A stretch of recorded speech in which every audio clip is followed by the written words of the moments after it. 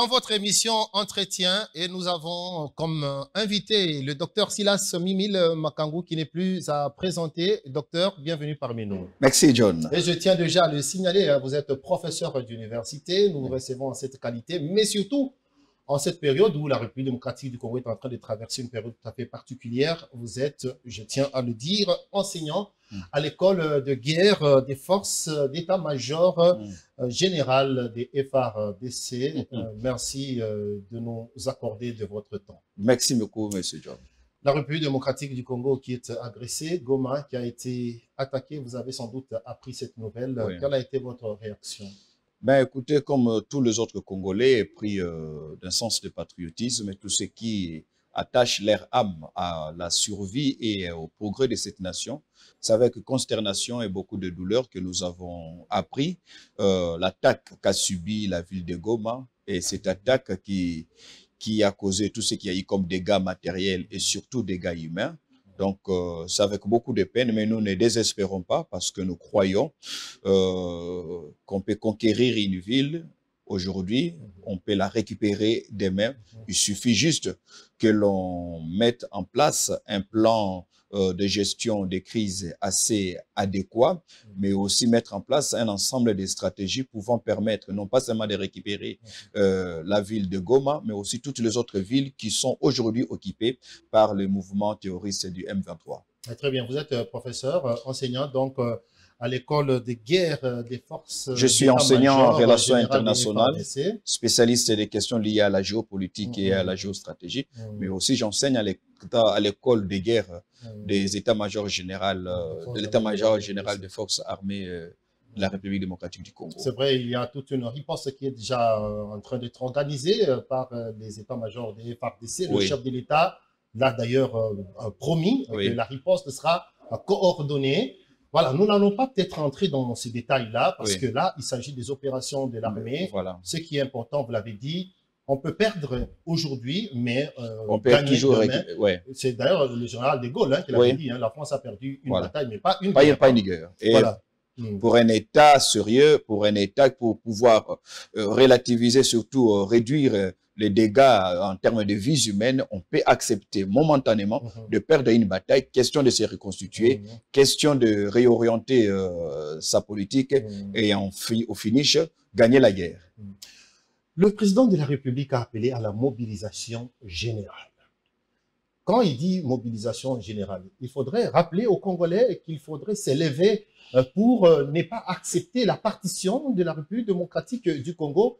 Est-ce que cela doit être encore rappelé? Évidemment, il faut le dire parce que ce n'est pas nos forces armées qui sont attaquées, ce n'est pas une partie de la République qui est attaquée, c'est la République tout entière qui est attaquée. Et comme j'aime bien le dire, ce sont les Congolais d'hier, d'aujourd'hui et de demain qui sont attaqués aujourd'hui. Et face à une telle incursion, à une telle agression, il faudrait que la réponse soit collective. C'est-à-dire que toutes les couches de la population, que tous les secteurs, que ce soit l'élite, le peuple, ainsi que toute la classe dirigeante, il faudrait que nous puissions constituer un bloc pour que la riposte soit une riposte sévère, mais aussi une riposte qui nous protège à jamais. Voilà. Pourquoi? Parce que la particularité de ce conflit, c'est qu'elle a trop duré. Ça fait 3 décennies que ce conflit continue à causer des dégâts humains et matériels, à créer de l'instabilité, de l'insécurité, à maintenir nos frères vivant dans la partie orientale dans une sorte de psychose. Et vous savez que lorsque l'on vit dans la psychose, on ne sait pas se mouvoir comme il se doit, on ne sait pas développer son pays, ainsi de suite. Donc, 3 décennies d'humiliation, 3 décennies d'attaques, 3 décennies durant lesquelles la communauté internationale est restée indifférente à notre sort, 3 décennies aussi durant lesquelles nous n'avons malheureusement pas adopté une véritable politique de résilience qui nous permette non pas seulement de mettre fin à ces différents mouvements rebelles, mais à rétablir la paix une fois pour toutes. Et je pense qu'aujourd'hui, avec la détermination dont a fait preuve le chef de l'État, aujourd'hui avec les ressources à la fois humaines, logistiques et surtout l'adhésion populaire quant à cette cause, je pense qu'il est possible de pouvoir une fois pour toutes démanteler ces groupes rebelles et ramener la paix en allant reconquérir les différentes localités qui ont été jusque-là conquises. Et en tant qu'intellectuel, comment en est-on arrivé à concevoir que lorsque ça brûle à l'Est, nous retrouvons à Kinshasa, la capitale par exemple, des gens en train de mener une vie tout à fait normale, remplissant les bars? C'est justement ça l'un des préalables pour pouvoir gagner cette guerre, reconstruire la cohésion nationale. Le patriotisme, John, n'est pas un don. Le patriotisme n'est pas un talent inné. Il n'y a aucun peuple qui naisse patriote. Il n'y a aucun peuple qui naisse traître. La traîtrise comme le patriotisme s'enseigne. Et pendant longtemps, nous n'avons pas réussi à cimenter cette cohésion nationale. De manière à ce que pendant longtemps, nous avons eu un narratif qui évoquait cette crise comme étant la guerre de l'Est et non pas la guerre à l'Est. Alors, dans notre imaginaire collectif, nous avons déjà créé une partition que d'aucuns justifieraient par la grandeur, l'immensité de notre territoire, alors que c'est vrai que le Congo est grand, mais le Congo ne devait pas être plus grand que nous. Il faudrait alors, nous aussi, en tant que citoyens, en tant qu'élite, nous élever à une dimension de la grandeur pour concevoir la possibilité de pouvoir réunir le Congo comme étant un espace uni, un espace où les Congolais peuvent vivre en paix, où les Congolais peuvent mouvoir comme il se doit et aussi travailler pour le développement de leur entité nationale. Et si cette indifférence de la partie ouest face au sort que subissent nos frères de la partie orientale a été maintenue jusque-là, c'est parce que nous n'avions pas réellement mis en place une politique qui nous amène à regarder dans une même direction. Nous sommes tombés dans un individualiste tribal, un individualiste géographique, de manière à ce que jusque-là, nous sommes un État et nous peinons à devenir une nation. Et c'est ce qui doit être l'un des préalables si nous voulons gagner cette guerre face au Rwanda, mais aussi face à d'autres nations demain qui pourraient s'aventurer à nous attaquer. Il faudrait construire, je dis bien construire la cohésion nationale. Et cette cohésion nationale se construira essentiellement sur 3 piliers. Premier pilier, c'est le discours. Il faudrait que les discours de dirigeants ne soient pas un discours qui exclut les uns comme les autres. Nous revenons encore à cet problème de leadership.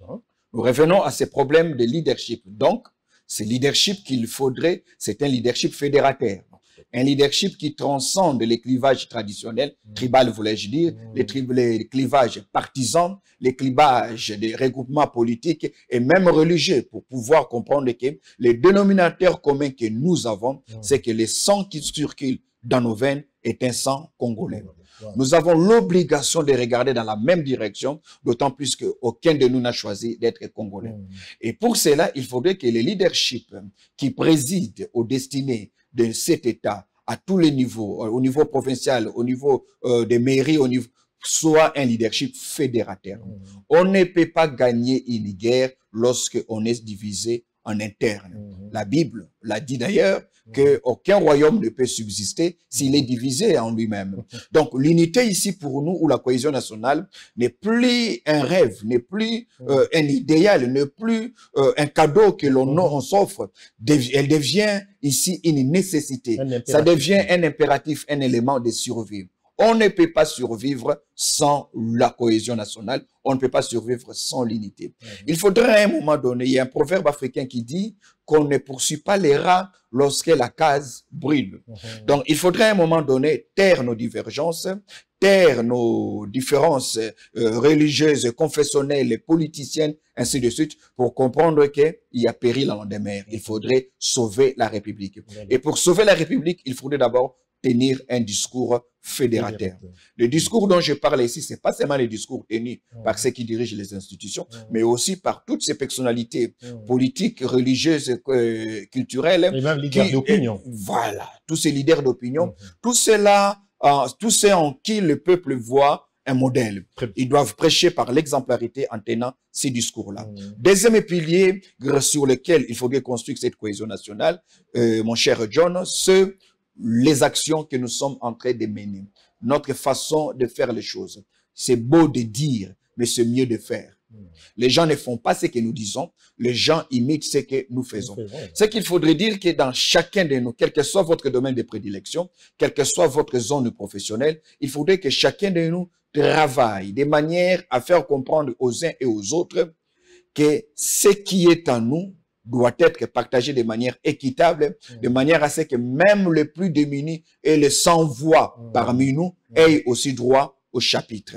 Cela est très important. Distributive. Une véritable justice distributive. Éviter les frustrations, éviter les injustices. Pourquoi? Parce que l'ennemi aime bien surfer sur ces injustices et sur ces Nous allons revenir justement sur cet aspect frustration que vous venez d'évoquer. Oui. Mais j'apprécie beaucoup vraiment l'analyse que vous faites de l'histoire de la République démocratique du Congo. Et j'aimerais encore vous poser une autre question.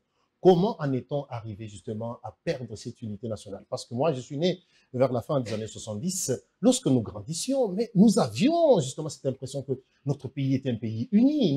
Nous étions, on pouvait se promener partout en République démocratique du Congo sans savoir de quelle tribu nous sommes. Pourquoi en est-on arrivé à ce jour à cette partition, à cette difficulté de cimenter une cohésion tout à fait vécue? Une cohésion se construit et tout ce qui se construit peut se déconstruire. Malheureusement, il faut beaucoup de volonté d'intelligence pour construire, alors que pour détruire, pour qu'on en arrive là, il faudrait d'abord rappeler que lorsqu'on a parlé à une certaine période de l'histoire de ces pays du Congo indépendant, lorsqu'on a parlé de la cohésion nationale à l'époque du maréchal Mobutu, le maréchal Mobutu avait compris qu'il lui, Mobutu, ne pouvait pas être fort avec un Zaïre divisé. Il ne pouvait pas être fort avec un Zaïre fragmenté. Et il a tenu à tout prix à construire d'abord par ses discours. Tatabo Moko, Mamabo Moko et Kolobo Moko.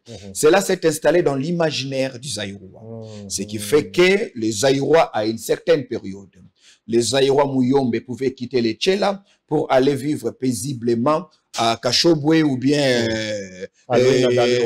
voilà, au Molomami ou bien à Massissi. Voyez-vous? Pourquoi? Parce que le discours tel qu'est prêché, tel qu'est tenu par les dirigeants déjà, était un discours fédérateur. Mais la grosse bêtise a été celle-ci. La grosse bêtise du maréchal Mobutu, il a construit cette unité non pas autour d'un idéal, mais autour d'une personne. C'était sa personne. Or, un État qui se veut fort et qui veut rester fort longtemps doit éviter toutes sortes de leadership messianique. Il faudrait que la cohésion se construise autour d'une cause qui implique et qui bénéficie à tout le monde.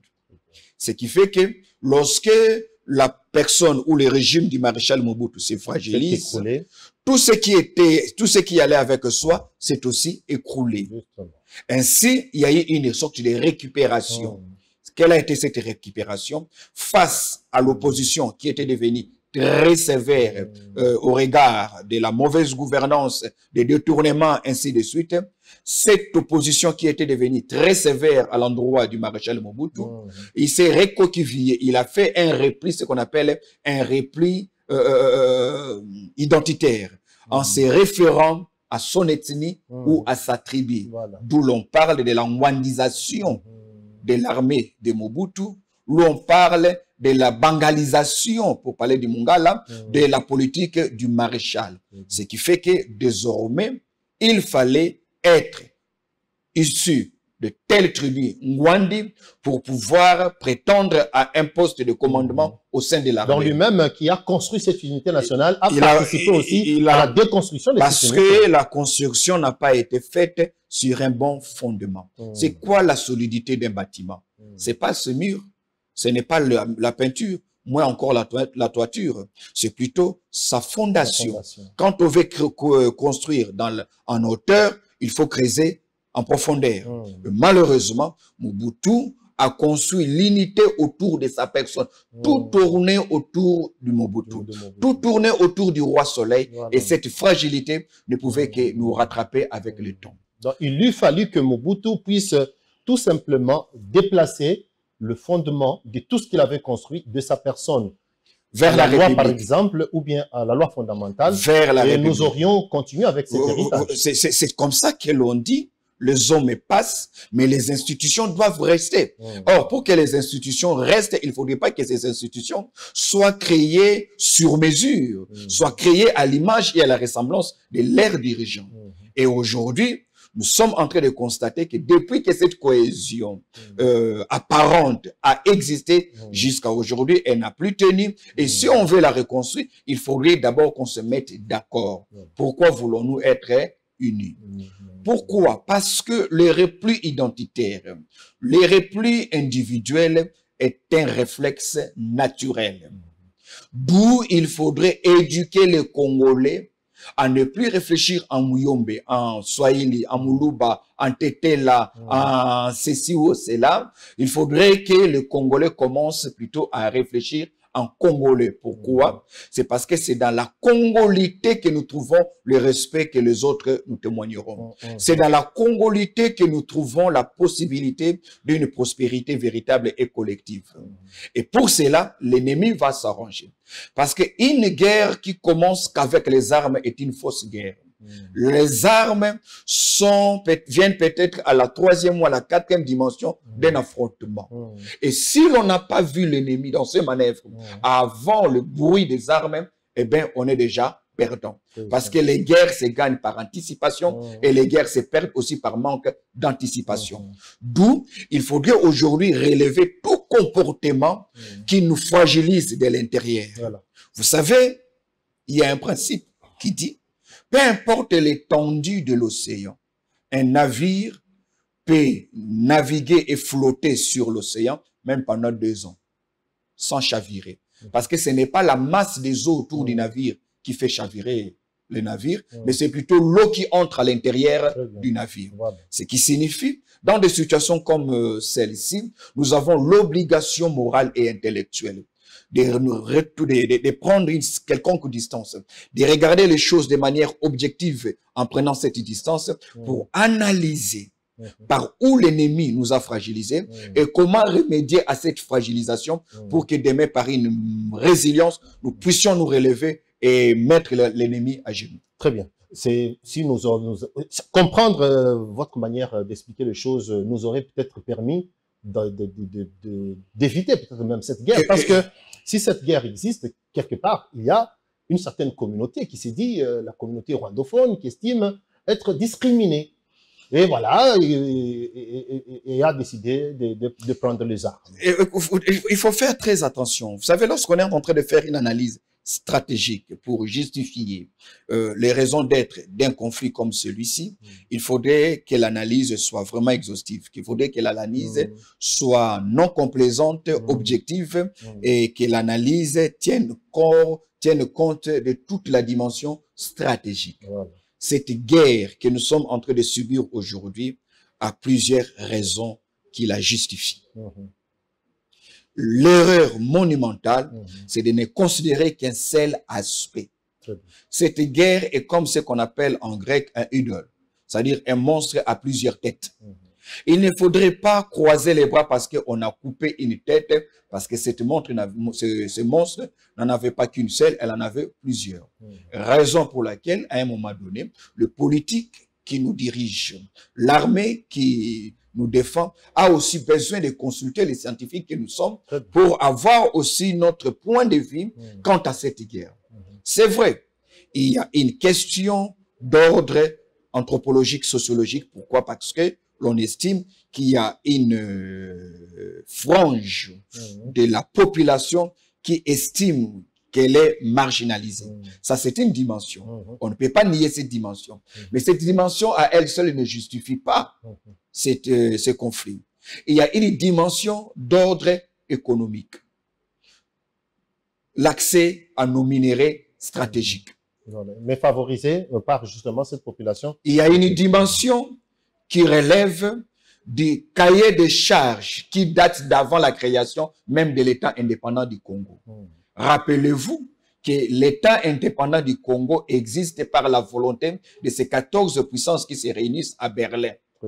De décembre 1884 au février 1885, qui décident de laisser exister au centre de l'Afrique ce vaste étendue et qui se donne le droit de pouvoir circuler librement dans le bassin du Congo, qui en réalité a été pensé non pas pour être un État indépendant, il est indépendant que de nom, mais il est considéré par les 14 puissances de l'époque comme étant un patrimoine commun.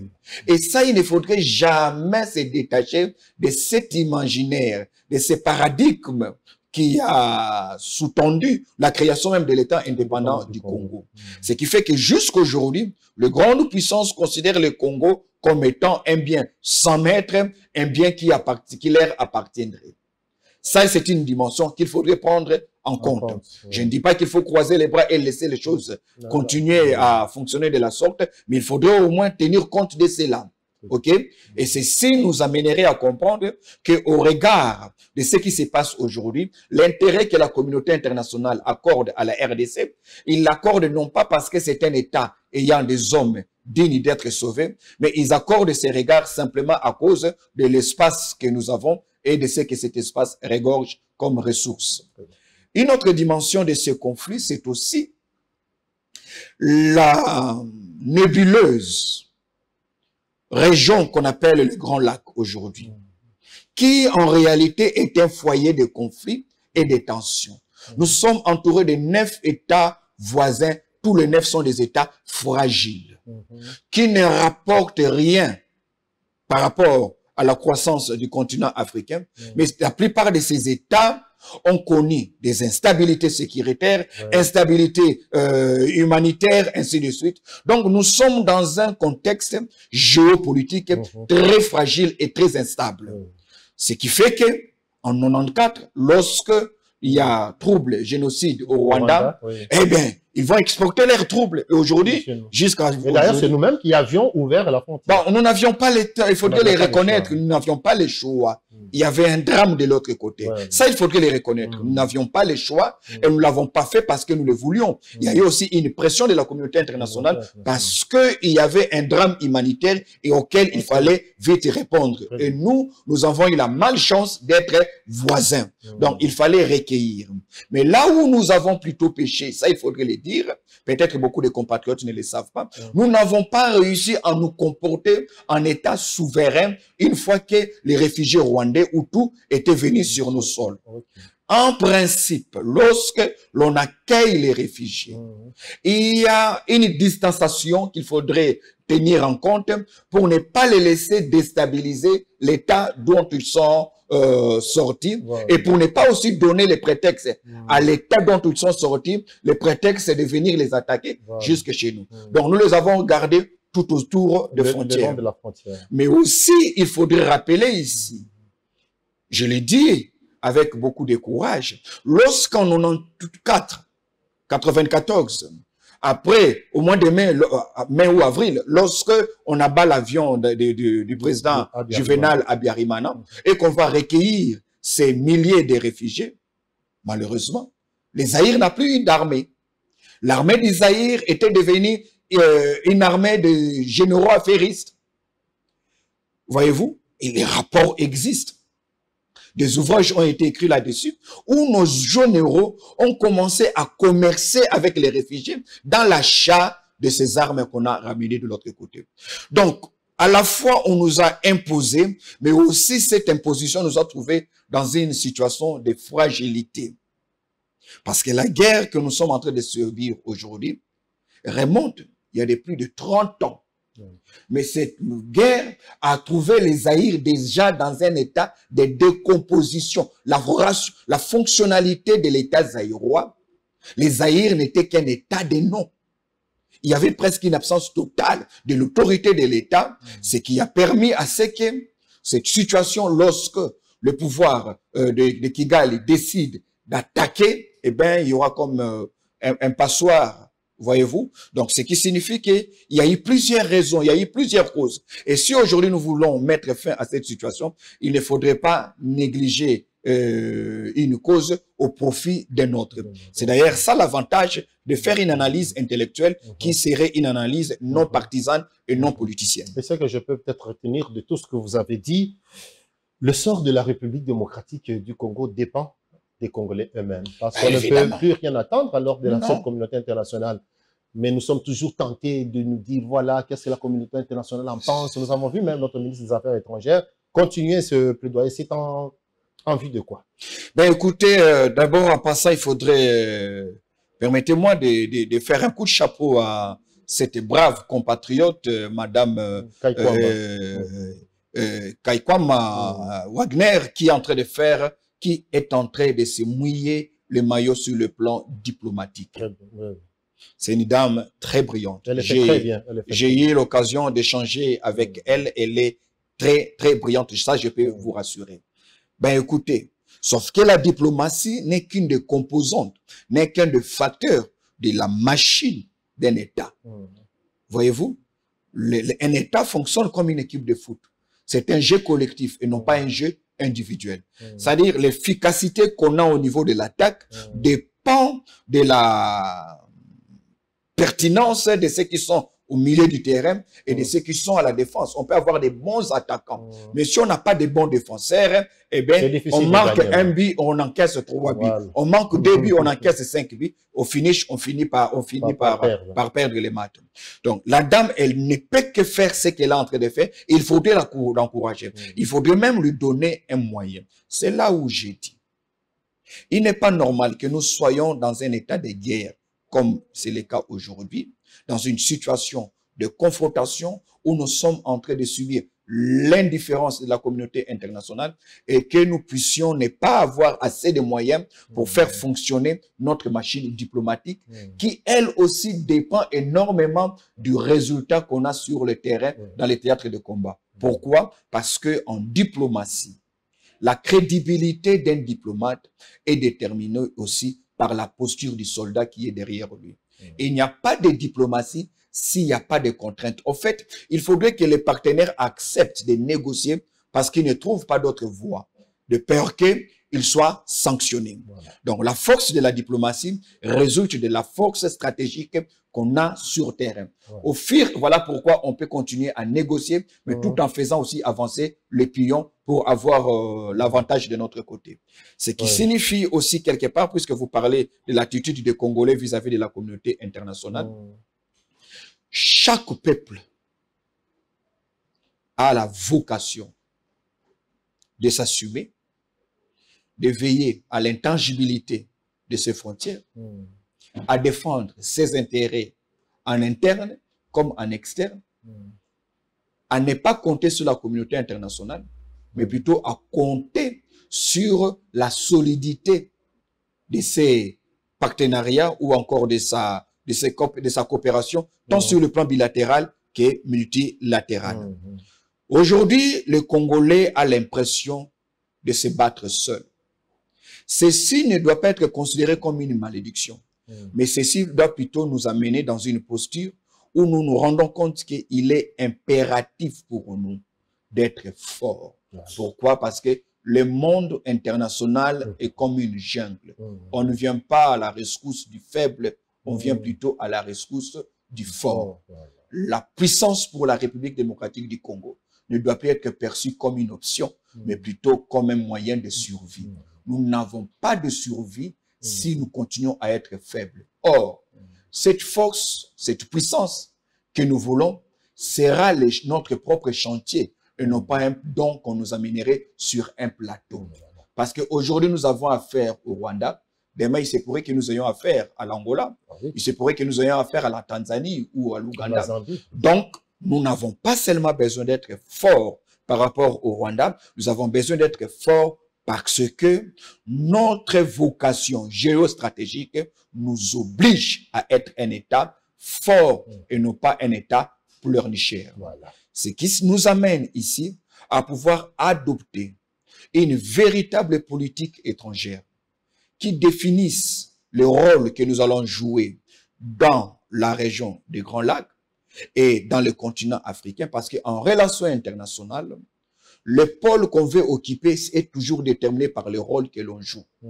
Voulons-nous être un État assisté ou bien nous voulons être un État qui, du point de vue de la politique étrangère, s'érige en État leader? Et je pense que la deuxième option est la meilleure parce qu'elle corrobore avec notre vocation. Au regard de notre position géostratégique, au regard de notre histoire, au regard de ce par quoi nous sommes passés, au regard, pardon, de ce que nous détenons comme ressources, je pense qu'il faudrait à ce stade ici que l'on se regarde dans la même direction, parce que ce n'est pas un parti qui est en danger, ce n'est pas une partie du territoire national qui est en danger, c'est la République démocratique tout entière qui est en danger. Et lorsqu'on est en danger, il faudrait une politique de réforme, non pas seulement pour guérir la blessure aujourd'hui, mais aussi pour immuniser le corps afin de ne plus être blessé demain. Très bien. Donc, lorsqu'on sait qu'on est seul, cela doit nous pousser à beaucoup fournir plus d'efforts au niveau personnel. On ne doit pas s'alarmer, on ne doit pas se victimiser. Alors, mais cette réaction de la population qui s'est attaquée aux ambassades, la trouvez-vous justifiée ou non? Écoutez, il fallait s'attendre à ce que la population réagisse comme ça a été le cas en 2008, 2009 et en 2012. Lorsque Bukavu a été prise, lorsque Goma a été prise une fois, cette promptitude, elle est tout à fait normale. Mais le comportement de la population devrait aussi nous amener à réfléchir pour comprendre que ce mal que nous avons subi a aussi montré les symptômes d'une population qui a besoin d'être éduquée, qui a besoin d'être orientée. On ne résout pas un problème en créant d'autres. Je comprends que les populations descendent dans les rues, se tiennent devant les ambassades, mais pas pour piller. Surtout pas pour piller des ambassades qui ont un statut de souveraineté, même s'ils se trouvent sur votre sol, même quand ils se trouvent sur votre sol national. Accéder dans une ambassade, c'est violer l'intangibilité d'un État ami. Et ça n'apporte pas de poids pour le gouvernement qui veut négocier, parce que cette violation devait être réprimée. Et je pense que ceux qui ont été à la tête de ces différentes descentes, si la police peut les identifier, il faudrait sanctionner pour donner un exemple, afin que demain pareille chose n'arrive pas. Jusqu'à présent, nous n'avons jamais réussi à nous relever des méfaits du pillage de 91 et de 93. Certains experts ont dit que plus de 4600 et quelques entreprises ont été fermées depuis ce jour-là. Je vais vous dire une vérité. Il est plus facile de récupérer Goma, de récupérer Rutshuru, même par une négociation. Il est plus facile de récupérer Goma, même pas en usant de la force. Nous avons, nos FARDC sont des hommes forts, avec un bon commandement au niveau de l'armée, avec une bonne logistique. Déjà, ils sont motivés. Je pense qu'on peut facilement récupérer. Déjà, le nouveau gouverneur militaire l'a promis. Hein? Très bien. Maintenant, il est plutôt difficile de recréer les entreprises qui ont été pillées. C'est ça. Voyez-vous, Moba 1, on a eu Moba 2, des villes qui ont été occupées, Goma, Bukavu hier ont été occupées. On a fini par les récupérer. Mais on n'a jamais récupéré les entreprises Bata, General Motors, Shopping, ainsi de suite. Toutes ces entreprises qui ont été pillées, on les a jamais récupérées. Ce qui signifie, au regard du comportement persistant du Quinois, il faudrait, parce que des jours avant, à Bukavu, on a aussi marché. Bon, il n'y a pas eu pillage. Voyez-vous? Donc, je pense que le gouverneur de la ville de Kinshasa, ensemble avec les autorités centrales, mais aussi en impliquant toutes les couches, les églises, les médias, ainsi de suite, il faudrait une véritable campagne de sensibilisation et d'éducation civique. C'est quoi le patriotisme? Lorsqu'on prétend être patriote, on défend la cause de la patrie, mais on ne va pas détruire les biens communs, on ne va pas piller les magasins, on ne va pas piller les ambassades. Voyez-vous? Parce que ça peut constituer un autre problème alors que vous êtes tenté d'en résoudre un premier problème. Donc, je désapprouve ces comportements qui est indigne. On ne peut pas piller les ambassades. Non, non. Pas du tout. On ne peut pas piller les ambassades. On ne peut pas piller les biens d'autrui. On ne peut, je viens de le dire aujourd'hui, limité, qu'on appelle limité industriel. Aujourd'hui, en quoi il est industriel? Il n'est industriel que des noms. Et depuis lors, les Zaïre comme la République démocratique du Congo, nous n'avons jamais réussi à construire un autre quartier industriel. Ça n'existait pas. Pourquoi? Parce que le seul qui existait a cessé d'exister à cause des pillages. Aujourd'hui, ce sont des bâtiments, ce sont des appartements, des lieux de résidence, ce sont des églises et quelques... Des salles de fête. Voilà. Ok. Alors, docteur Silas Mimile Makangu, professeur d'université, expert en géopolitique et géostratégie, il y en a qui pensent que pour une solution durable à l'Est, vous-même d'ailleurs vous l'avez développé ici, la cohésion nationale est nécessaire. Il faudrait qu'on se mette autour d'une même table, qu'on envisage. Il y en a qui pensent que cela passe notamment aussi par le dialogue. Ben, écoutez, même si nous sommes agressés certes par le Rwanda, mais le Rwanda qui utilise aussi certains Congolais. Si nous pouvons retirer ces Congolais-là, on pourrait leur parler en face. Est-ce que c'est aussi une solution? Ben écoutez, toutes les solutions sont bonnes, mais toutes les solutions ne sont pas des solutions à impact durable. Ici, il faudrait surtout éviter les solutions à courte durée. Voilà pourquoi moi je suis chantre d'une démarche stratégique, c'est-à-dire trouver les meilleures solutions qui nous feront peut-être mal aujourd'hui, mais dont l'impact et les résultats vont être vécus à très très long terme. Parce que cette guerre n'a fait que trop durer. Simplement, nous avons tenté de la résoudre, de résoudre ce conflit, mais juste en grattant sur la surface. Voilà. La cohésion nationale dont il est question ici ne doit pas rimer du coup à un dialogue politique, parce que nous savons comment finissent les dialogues politiques. Généralement avec un partage de postes, ainsi de suite. Sinon, non, c'est pas ça que je suis en train d'évoquer comme solution ou comme préalable. La cohésion nationale ici, c'est parce que aujourd'hui, il existe une fracture sociale, une fracture politique au sein de la population. Je ne parlais pas d'abord de la classe politique. Il existe une fracture. Cette fracture se manifeste aussi dans l'absence de la crédibilité des dirigeants politiques vis-à-vis de la population. Or, une guerre ne peut pas être gagnée seulement sur le front militaire. Une guerre doit être gagnée sur tous les autres fronts. Et parmi ces fronts-là, il faudrait amener l'opinion publique à considérer la guerre comme étant la sienne. Quand la communauté, l'opinion publique considère la guerre comme étant la sienne et non pas comme une guerre des hommes politiques, cette opinion publique ne va pas hésiter à envoyer ses enfants aller en guerre et même accepter que ses enfants soient des martyrs parce que la cause est noble. Elle est noble, elle touche à notre survie en tant qu'État, mais aussi en tant que société. Et cette cohésion dont je parle ici ne peut pas être menée seulement par les dirigeants politiques. Dans des situations de guerre comme celle-ci, il faudrait laisser des brèches pour que certains experts, certains citoyens, certaines personnalités influentes dans la République puissent aussi devenir des ambassadeurs pour la cohésion nationale.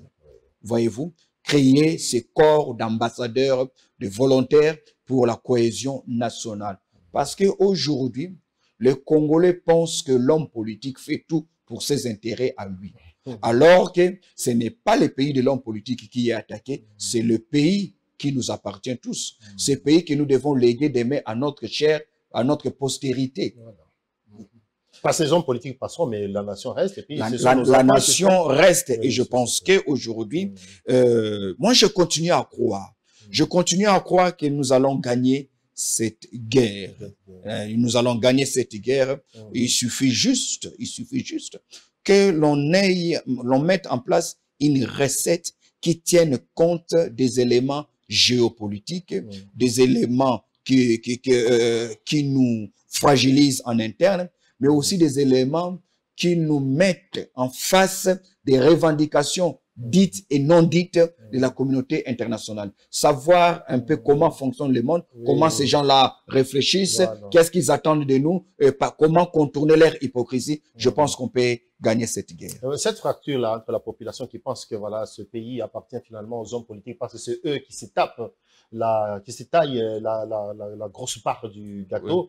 Je pense que cette décision prise par le chef de l'État de réduire le train de vie des institutions peut quand même, d'une certaine manière, répondre à cette préoccupation. Oui, oui, je pense que là, finalement, il fallait que ça vienne, parce qu'on a entendu cela depuis un bon bout de temps. Dieu soit loué qu'aujourd'hui, le président de la République décide de cette réduction du train de vie de nos institutions, parce que les institutions doivent faire vivre la République et non pas la République faire vivre les institutions. C'est un peu mettre la charrue devant les bœufs, c'est un peu inverser la pyramide. Les institutions ne sont pas là pour être engraissées par la République, mais c'est plutôt aux institutions d'engraisser la République, la rendre prospère, la rendre meilleure et la rendre respectable, attrayante, mais aussi dissuasive du point de vue sécuritaire. Et pour cela, il faudrait que cette réduction soit une réduction effective. Mais pas seulement réduction, mais il faudrait aussi que l'orientation de ces fonds qu'on va défalquer dans différentes institutions aille vers le renforcement de notre appareil militaire. OK? De notre appareil militaire. Mais aussi, puisqu'on ne peut pas avoir un pays militarisé, il faudrait que cette réduction des institutions, de train de vie des institutions, n'aille pas seulement vers l'armée, mais aille aussi vers tous les autres secteurs qui forment les citoyens congolais. L'enseignant, par exemple. On ne saurait pas défendre un pays si les savants sont clochardisés et que les militaires sont bien armés. On risquerait de commettre la bêtise qui a conduit à l'effondrement de l'ex-Union soviétique. Voilà. OK, mais voilà, docteur, ça c'est une question, c'est vrai. Vous allez y répondre selon votre convenance. Il y a quand même crainte d'une escalade de ce conflit. C'est vrai, nous voyons Goma qui a été attaqué, la riposte, mais certains voient même que ce conflit risque d'aller beaucoup plus loin que cela. Et il y a une bonne partie aussi des penseurs qui craignent, qui redoutent même cette déclaration de guerre au Rwanda. Parce que lorsque nous voyons l'attitude du chef de l'État qui privilégie la diplomatie, c'est comme si il veut vider tous les prétextes en vue peut-être de ce grand assaut. Oui, je crois que le président de la République, dans sa stratégie, d'abord, ce n'est pas un vent en guerre. Il privilégie les pourparlers en lieu et place de privilégier les canons. Je pense que cette posture devait être encouragée aujourd'hui. Mais cela ne nous empêche pas de mener de véritables réformes avec l'armée parce que, au finish, nous nous rendons compte que nos adversaires n'écoutent que la voix de la violence. Et la violence, c'est pas ce que nous ne savons pas faire. Nous savons faire. Mais nous sommes en train, je le crois, pouvoir montrer à la face du monde notre bonne foi, de pouvoir discuter. En montrant cette bonne foi, il y a eu carnage humanitaire. Il y a eu ces carnages humanitaires, c'est vrai. Est-ce qu'il ne faudrait pas craindre qu'à ce moment, que la RDC en ait réellement marre? Ben écoutez, nous sommes en guerre. Nous sommes en guerre. Nous n'avons pas besoin que le chef de l'État déclare cet état de guerre. Nous sommes en guerre. Notre armée sait que nous sommes en guerre. C'est là où je dis qu'il faudrait maintenant mettre en place une communication stratégique. Une communication qui ne dise pas seulement que nous sommes en guerre, mais qui nous prépare et nous équipe mentalement et spirituellement pour nous amener à nous comporter comme un peuple qui est en guerre. Qui font la guerre? La guerre n'est pas seulement l'apanage de nos soldats. Parce qu'aujourd'hui, les guerres se font sur plusieurs fronts. Et nous sommes au front médiatique. Très bien, nous sommes sur le front médiatique. Nous autres, nous sommes sur le plan scientifique, sur le front scientifique. Parce qu'il faudrait équiper les diplomates de demain. Il faudrait équiper les officiers militaires. Et même nous, les journalistes. Et même vous, les journalistes. Donc, il faudrait comprendre ici la nécessité de créer cette adhésion populaire, que la guerre ne soit plus une affaire de Ouazalendo et de FARDC, mais que ce soit la guerre de tous les Congolais. Et pour cela, il faudrait mettre en place une communication stratégique. Une communication qui amène les Congolaises et les Congolais à comprendre que celui qui est sur la sellette, ce n'est pas le président de la République, ce n'est pas le gouvernement, mais c'est notre République à tous. C'est notre survie en tant que peuple qui est menacé. Et pour cela, on n'a pas besoin de voir les colorations politiciennes, on n'a pas besoin de tenir compte de nos divergences religieuses ou encore partisanes, mais il est question ici de regarder dans une même direction pour mettre finalement hors état de nuire cet ennemi qui en réalité n'est pas fort. Le Rwanda n'est pas fort. Le Rwanda est en train de profiter de notre légèreté, il est en train de profiter de notre habitude à vouloir gratter les choses juste au niveau de la surface et ne pas aller dans les profondeurs. Le Rwanda, le Congo peut résoudre la question du Rwanda en très peu de temps. En très peu de temps, oui. Voyez-vous? Mais c'est le monde entier qui risque de crier si nous tentons une invasion. Justement parce qu'ils ont été malins, ils ont appris à séduire le monde entier, partant du drame de génocide qui a eu lieu chez eux. Et pourtant, nous aussi, nous avons des morts à déplorer, des morts que nous avons enterrés. Et nous devons nous avons dépassé le cap de 10 millions. Nous avons dépassé le cap. Maintenant, il faudrait capitaliser notre malheur. Le Rwanda a fait ce que l'État d'Israël a fait avec la Shoah, avec l'Holocauste. Aujourd'hui, nous aussi, nous devons capitaliser notre drame. Nous devons capitaliser nos larmes pour en faire une arme. Nous devons capitaliser notre souffrance.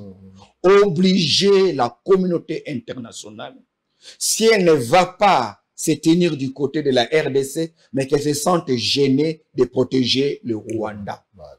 C'est-à-dire, comme pour dire en lingala, boti ke la biso to bunda. Mais baroko kapete. Baroko kate. Merci beaucoup, docteur Silas Mimile Makangu. Merci beaucoup. Je ne l'ai pas dit hein, au cours de cette émission, vous êtes également pasteur. Hein? Pasteur d'église. Pasteur d'église. Oui. Vous avez une grande église d'ailleurs à Kinshasa. Allez. Merci à vous, très chers téléspectateurs. J'espère que nous avons suivi le docteur Silas Mimile Makangu, qui est professeur d'université, qui enseigne également à l'école de guerre hein, des états-majors généraux des FARDC. Professeur Silas Mimile Makangu, merci d'avoir répondu à notre invitation. Nous espérons vous recevoir encore les prochains jours parce qu'il y a encore beaucoup à dire. Hein. Je vous en prie. Ce livre RDC, conflit dans la région des Grands Lacs, il est loin d'être terminé. Franchement. Quant à vous qui nous avez suivis, nous vous remercions de votre attention. Rendez-vous est pris pour un autre numéro. Au revoir.